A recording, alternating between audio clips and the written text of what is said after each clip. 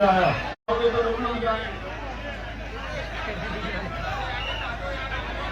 आपके उत्साह को समझता हूं।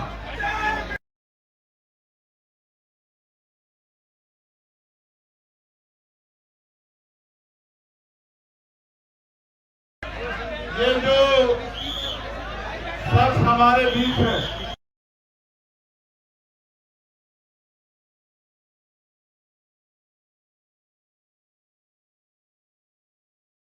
इस देश के लिए कई महत्वपूर्ण लड़ाई, लोगों को जगाने के लिए, लोगों को उनके अधिकार के प्रति जागरूक करने के लिए हम लोगों ने लड़के देखा है। और अच्छी बात यह है कि वो अपने लिए नहीं लड़ रहे हैं, ना उनको नौकरी चाहिए, ना उनको कोई पेपर देना, ना उनको कोई नौकरी चाहिए सरकारी, ना उनको कोई पेपर देना है।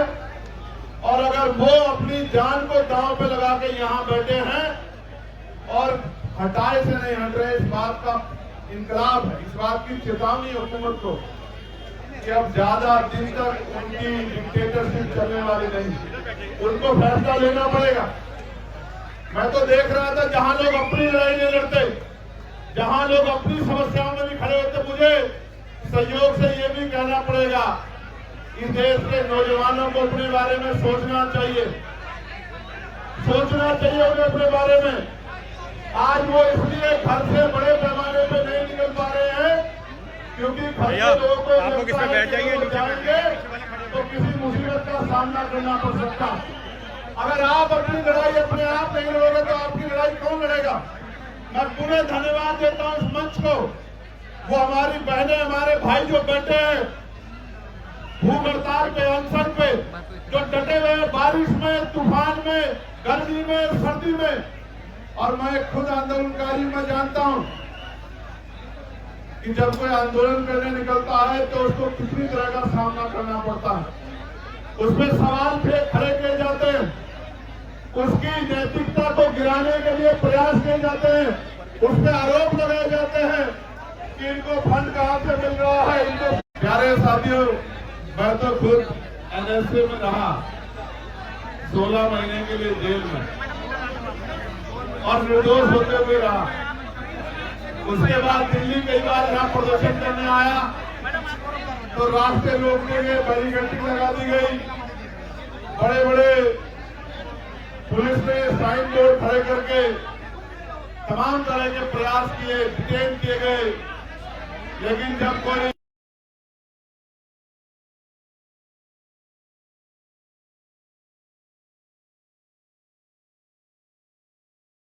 तो ये छोटी मोटी दीवारें उनको रोक नहीं सकती। तो कई बार संघर्ष करने के बाद और जब इससे भी काम नहीं चला तो गोली भी खानी पड़ी। लेकिन मैं जिम्मेदारी से कह सकता हूं, ये मुल्क हमारा, ये देश हमारा, हम इस देश के नागरिक हैं। इस देश के हर एक नौजवान की जिम्मेदारी, हमने लोकसभा में शपथ ली है संविधान की कि हम अंतिम व्यक्ति के अधिकारों की लड़ाई लड़ेंगे। मेरी और सबकी जिम्मेदारी रहती है कि वो प्रोटेस्ट में साथ करें। आप महसूस करके देखो, देश की हर मां चाहती है कि चंद्रशेखर आजाद और भगत सिंह पैदा हो, लेकिन हो पड़ोसी के हाथ में स्वागत नहीं। और मैं फिर कह रहा हूं, ये देश आंदोलन से बना है, ये देश आंदोलन से आगे बढ़ा है। इस देश ने आंदोलन से अंग्रेजों के पैर उखाड़ दिए थे और ऐसे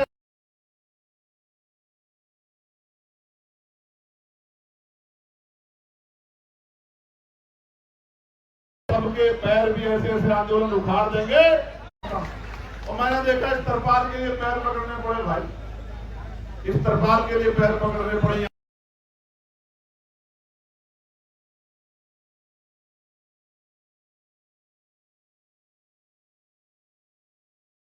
उससे भी कल इन्होंने कहा इनकी टीम ने कि भैया 20 तारीख को कूच करेंगे हम लोग। 20 को ही करोगे पक्का?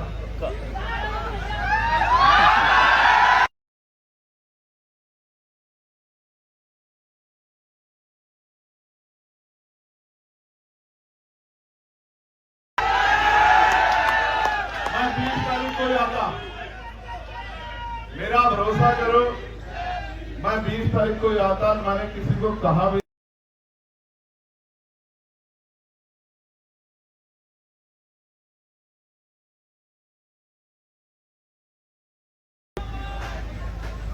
इनकी वजह से आना पड़ा।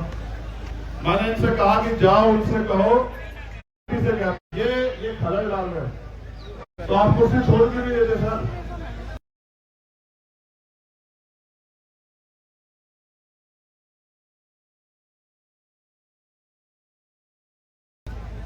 सवाल ये है, सरकार अगर 3 किलोमीटर की बात नहीं सुन रही है तो क्या 300 किलोमीटर की बात सुन सकती है?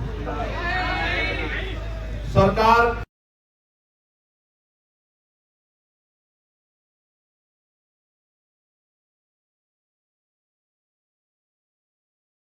ये लोगों ने कितने दिन याद करेंगे, और ये सच भी है, ये सच भी है। मैं बहुत कड़वी बात कह रहा हूं, जिनके बच्चों के लिए यहां लड़ा जा रहा है,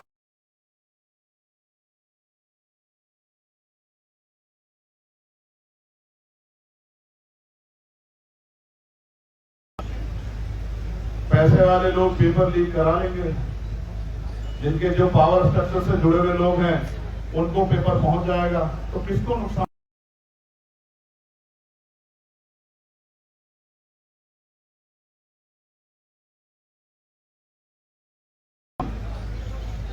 मैं तो उन बहादुर बहनों का भी धन्यवाद करता हूं, उनके हौसले का भी धन्यवाद करता हूं जो डटी। जहां नौजवान घर में बैठ के रील देख रहा है, वहां मेरी बहादुर बहनें आंदोलन कर रही है। मैं देख रहा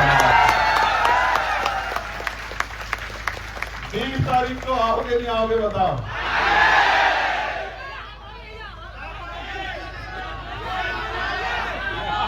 देखो एक चीज करे, मैं इस आंदोलन लगा रहे पहला, फिर ये जोश शोरों से इनको फंड्स आ रहे हैं, फिर ये CIA के एजेंट से इनको बात वहां से तो चल रहा है, अभी और रहेगा। पहले वो